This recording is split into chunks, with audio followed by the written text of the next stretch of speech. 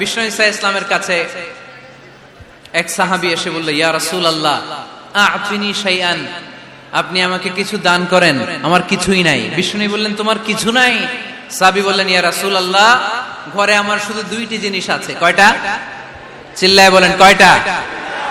এক হচ্ছে একটা জামা, দুই হচ্ছে পানি খাওয়ার একটা জগ। বিষ্ণু বললেন, এই দুইটাই নিয়ে আস।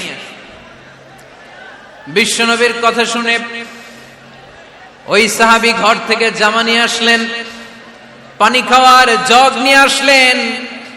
বিশ্বনবী সাল্লাল্লাহু আলাইহি ওয়াসাল্লাম ওনার মুবারক হাত দিয়ে এক হাতে জামা ধরে আরেক হাতে পানির জগটা ধরে সাহাবীদের দিকে উদ্দেশ্য করে বললেন, মাইয়াশতারি হাদাইন, এই দুইটা জিনিস কেনার মতো কে কে আছে দেখি? কয়েকজন হাত তুললো। বিশ্বনবী বললেন, কত দিয়ে কিনবা?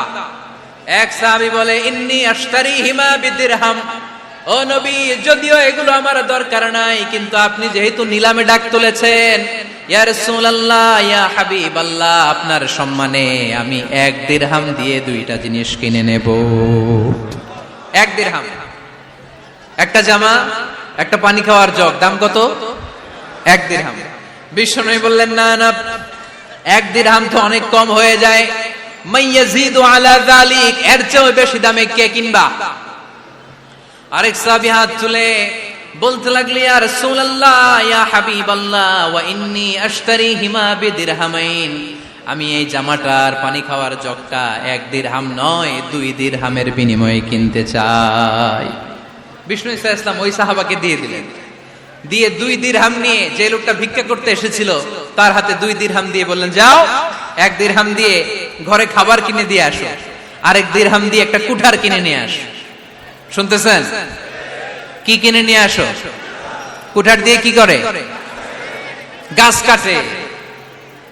ওই সাহাবী কুঠার কিনে নিয়ে আসার পরে বিশ্বনবী নিজ হাতে কুঠারের মধ্যে একটা কাঠের হাতল লাগাই দিলেন। আল্লাহু আকবার!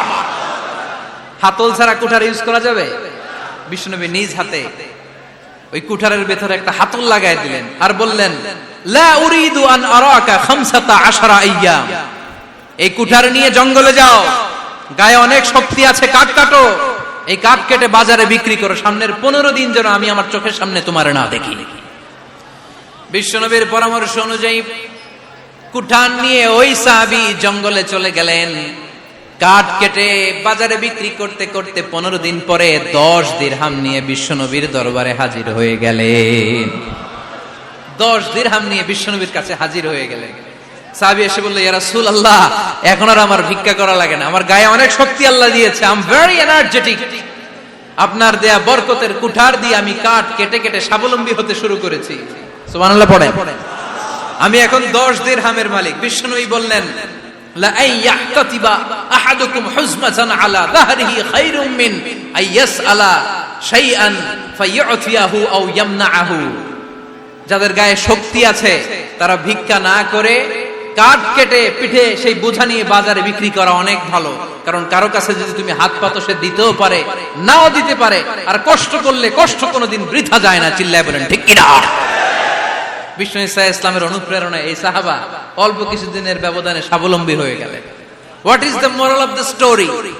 বিশ্বনবীর এই প্রফেটিক স্টোরি থেকে আমাদের কি শিক্ষা?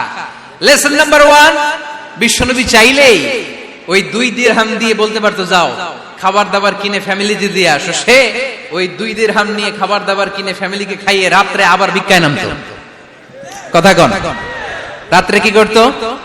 ভিক্ষায় নামতো। বিষ্ণু ঈসা ইসলাম তাকে কাজ করে খাওয়ার জন্য উৎসাহ দিলেন।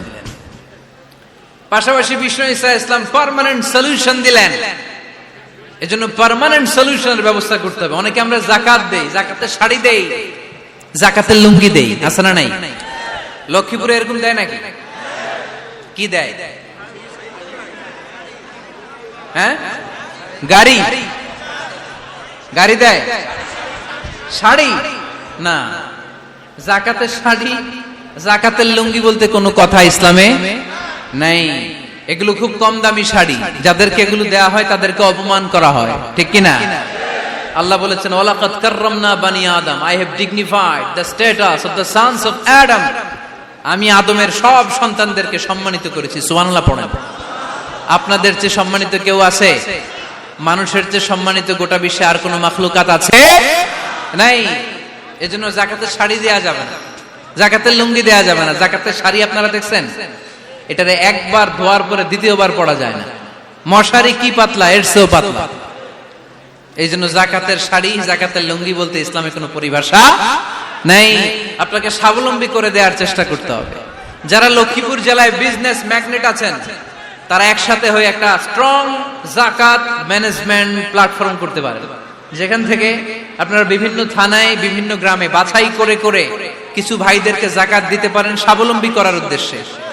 যেই ফ্যামিলিকে আছে, কি নাম এটা, পল্লী উন্নয়ন ক্লাব, মাশাআল্লাহ, যাকাত ফান্ড দিয়ে বিদেশে লোক পাঠায়। এর চেয়ে সুন্দর পদ্ধতিতে যাকাত বিতরণ আর হতে পারে? যেই লোকটাকে, যেই ছেলেটাকে বিদেশে পাঠানো হয়েছে, ওই ফ্যামিলিটা আর কোনোদিন যাকাতের শাড়ি নেওয়ার জন্য লাইনে দাঁড়াবে? যেই ছেলেটাকে ওনারা অস্ট্রেলিয়ান গাভী কিনে দিছে, দুধ বিক্রি করে যেই ফ্যামিলিটা স্বাবলম্বী হতে শুরু করেছে, তারা আর কোনোদিন যাকাতের লাইনে যেয়ে দাঁড়াবে না। এজন্য যাকাত দিতে হবে স্বাবলম্বী করার জন্য। ইসলাম আমাদেরকে এটাই শিখিয়েছে, কাজ করে খেতে হবে। কাজে লজ্জা নেই, লজ্জা হচ্ছে অলসতায়। লজ্জা কিসে? আজকের আলোচনা থেকে এটা মুখস্থ করে নিতে হবে, কাজে লজ্জা নেই। লক্ষ্মীপুরের ইয়াংস্টারেরা শ্রমে লজ্জা নেই, পরিশ্রমে লজ্জা নেই, লজ্জা অলসতায়। লজ্জা কিসে? আরো জোরে। নবীরা কি এমনি এমনি বসে বসে খাইছে? কঠিন পরিস্থিতিতেও নবীরা পরিশ্রম করে উপার্জন করা লেগেছে, ঠিক কিনা? সাইয়েদনা মারিয়াম আলাইহিস সালাম, যার নামে আল্লাহ তাআলা কোরআনে একটা সূরা দিলেন, উনি পৃথিবীতে এমন একজন মহিয়সী নারী, যেই নারীর গর্ভে, যেই নারীর পেটের ভেতরে স্বামীর স্পর্শ ছাড়া সন্তান দিয়েছে কে? সাইয়েদনা ঈসা আলাইহিস সালাম পেটে আসলেন। মারিয়াম আলাইহিস সালাম লজ্জা পেলেন। হায় হায়, কেমন করে এলাকাবাসীদের কাছে আমি আমার মুখ দেখাবো? বিয়ে করি নাই, স্বামী নাই, বিয়ে হয় নাই, স্বামী নাই, কিন্তু পেটে সন্তান চলে এসেছে। হায় হায়, এলাকায় কেমনে মুখ দেখাবো? লজ্জায় পড়ে মারিয়াম আলাইহিস সালাম এলাকা থেকে চলে গেলেন। কি অবাক করা কাণ্ড! বাচ্চা ভূমিষ্ঠ হওয়ার জন্য, বড় হওয়ার জন্য 6 মাস 7 মাস লাগে নাই, পেটে বাচ্চা আসার সাথে সাথে বাচ্চাটারে বড় করে দিয়েছে কে? সাইয়েদাতুনা মারিয়াম আলাইহিস সালাম এবার বসে পড়লেন, বুঝতে আরম্ভ করলেন প্রেগন্যান্সির পেইন উঠেছে।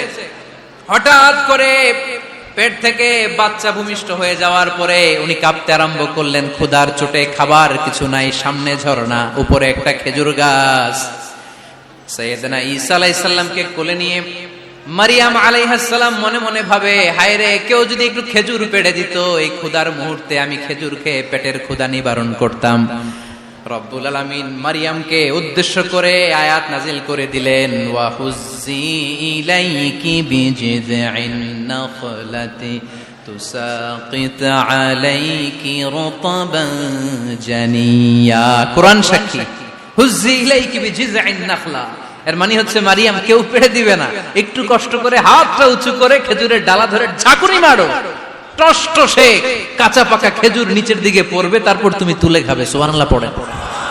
আল্লাহ চাইলে অটোমেটিক্যালি কারামাত হিসেবে খেজুরগুলো নিচে ফেলতে পারতেন না? কথা কোন? খেজুরগুলো অটোমেটিক্যালি নিচের দিকে পড়ছে? পড়ে নাই। আল্লাহ শিক্ষা দিয়েছে, যেই পরিস্থিতিতে থাকো না কেন, তোমাকে শ্রম ব্যয় করে, কষ্ট করে তোমার উপার্জন করতে হবে, রিজিকের বন্দোবস্ত করতে হবে। চিল্লায় বলেন ঠিক কিনা?